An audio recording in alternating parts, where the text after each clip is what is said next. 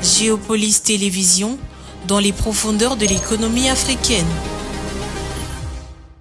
Tout de suite,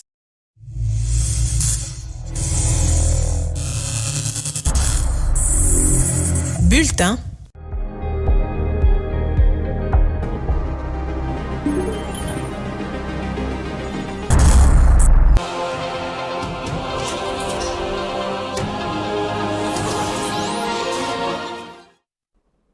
Madame, Monsieur, bonjour et bienvenue à ces 13 heures.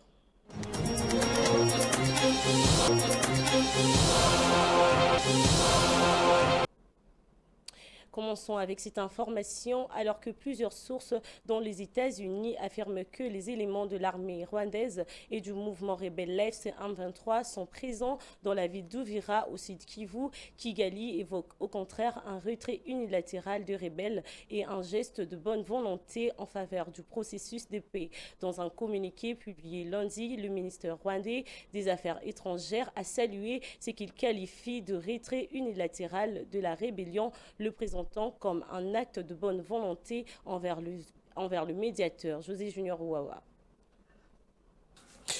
La situation autour de la ville d'Uvira dans l'est de la République démocratique du Congo reste au cœur d'une vive controverse diplomatique et sécuritaire entre Kinshasa et Kigali. Plusieurs sources, dont les autorités congolaises et les États-Unis d'Amérique, affirment que des troupes rwandaises et des éléments du mouvement rebelle AFC M23 seraient présents ou autour de la ville, une accusation régulièrement rejetée par le Rwanda. Dans un communiqué publié ce lundi, le ministre rwandais des Affaires étrangères, Olivier Nduhungirehe, a déclaré que le Rwanda saluait le retrait unilatéral de l'AFC M23 d'Uvira et y voyait tout simplement un geste de bonne volonté envers le médiateur américain et un signal clair de sa volonté de reprendre les négociations. Kigali présente donc ces retraits supposés comme un pas vers l'apaisement, alors que Kinshasa dénonce de son côté une présence persistante de forces étrangères sur son territoire qu'elle considère comme une violation de sa souveraineté et des accords régionaux. Cette divergence d'interprétation intervient dans un contexte de médiation en cours, notamment sous l'égide du processus de Nairobi et de Luanda, visant à ramener les parties à la table de négociation et à obtenir un cessez-le-feu durable dans l'est de la République démocratique du Congo. Sur le terrain,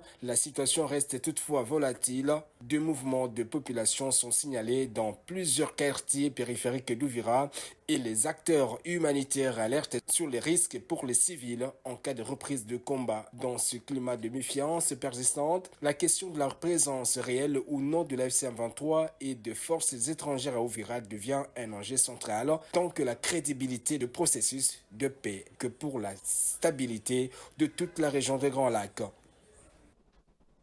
Autre chose, la porte-parole de la MONUSCO a fixé sur le nouveau élément qu'apporte la résolution 2808-2025 du Conseil de sécurité visant à proroger d'un an jusqu'au 20 décembre 2026 le mandat de la mission de l'Organisation des Nations Unies pour la stabilisation en République démocratique du Congo et à titre exceptionnel de sa brigade d'intervention Suivende et Kadilo, jointe au téléphone par Didier Ilunga. La résolution 2808-2025 du Conseil de sécurité des Nations Unies apporte plusieurs éléments significatifs et mesures de renforcement pour la mission de la MONUSCO en République démocratique du Congo. La nouvelle résolution prolonge le mandat de la MONUSCO jusqu'au 20 décembre 2026. Contrairement au plan précédent, elle prend acte d'une pause dans le désengagement de la MONUSCO en raison de l'évolution de la situation sécuritaire, notamment au Sud Kivu. Elle intègre de nouveaux cadres diplomatiques tels que l'accord de paix de Washington, signé en juin 2025, et le cadre de paix de Doha, novembre 2025, et autorise la MONUSCO à soutenir un cessez-le-feu permanent via un mécanisme de suivi et de vérification, COVM. Enfin, elle exprime une inquiétude inédite face à l'utilisation de technologies sophistiquées par les groupes armés comme des missiles, sol-air et des drones suicides. Ensuite, dans le cadre du suivi et de l'évaluation des initiatives nationales de promotion de la production agricole, la station de l'INERA Bokita a accueilli récemment une délégation de haut niveau du Fonds de promotion de l'industrie conduite par son directeur général adjoint Blaise Mastaki Birindois en mission officielle en provenance de Kinshasa. Suivez. en mission de supervision et d'évaluation des projets financés par le Fonds de promotion de l'industrie FPI. La délégation, conduite par le directeur général adjoint DGA, a séjourné dans la province dans le but d'identifier et d'évaluer des projets porteurs susceptibles de bénéficier d'un accompagnement financier. Avant d'entamer les visites de terrain, le DGA a effectué un retour aux sources hautement symboliques en visant l'école primaire Bansoli Sanga où il a fait ses premiers pas en tant qu'élève. Un moment de vive émotion, empreint de souvenirs et de nostalgie qui a ravivé les années passées et rappelé l'importance de l'éducation comme fondement de toute réussite.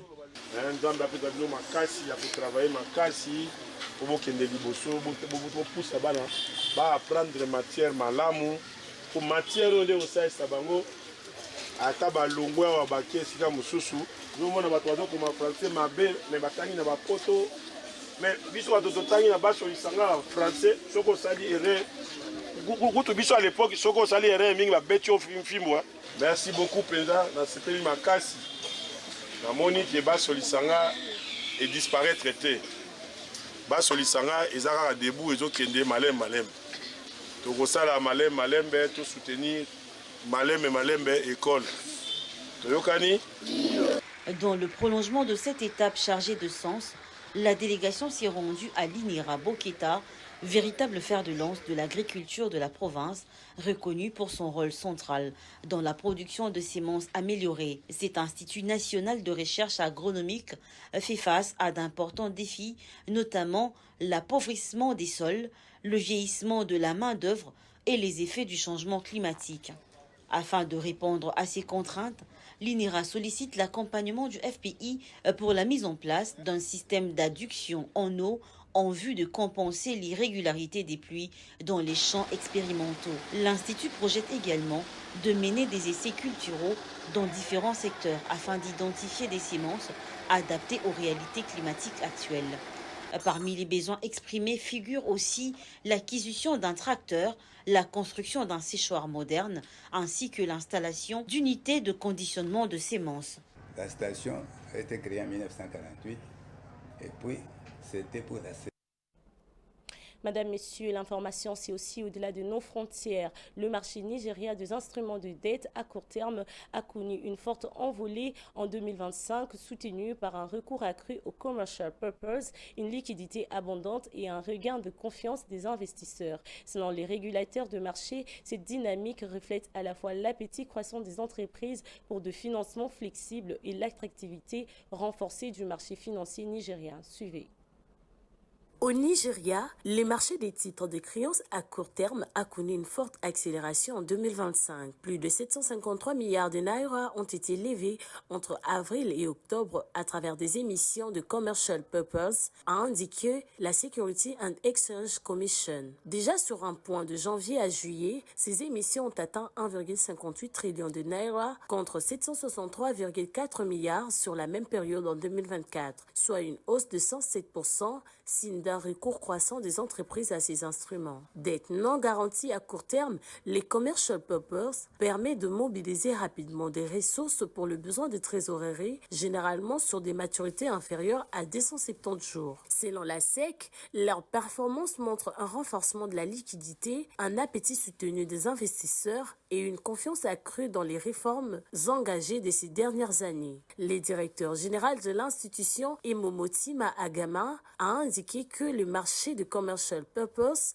est resté l'un des segments le plus dynamiques en soutenant les besoins de financement à court terme des secteurs clés comme l'industrie manufacturière, l'agriculture et l'énergie. D'après la SEC, la forte progression de ces segments contribue à porter la capitalisation totale du marché nigérien à un niveau historique proche de 150 milliards de naira. Les regains de confiance des investisseurs intervient également dans un contexte macroéconomique jugé plus favorable, marqué par la révision à la hausse de la note souveraine du Nigeria et par la sortie du pays de la liste grippe du Gafi, deux signaux positifs pour le marché. La SEC met également en avant la réforme du cycle de règlement livraison récemment ramené de T+3 à T+2, une mesure destinée à améliorer la liquidité et à réduire les risques. D'autres étapes sont prévues avec l'objectif à terme d'un règlement en T+1, voire en temps réel. Vous l'aurez compris, Madame, Messieurs, c'est la fin de ce bulletin d'information. Meilleurs vœux à tous et merci de l'avoir suivi.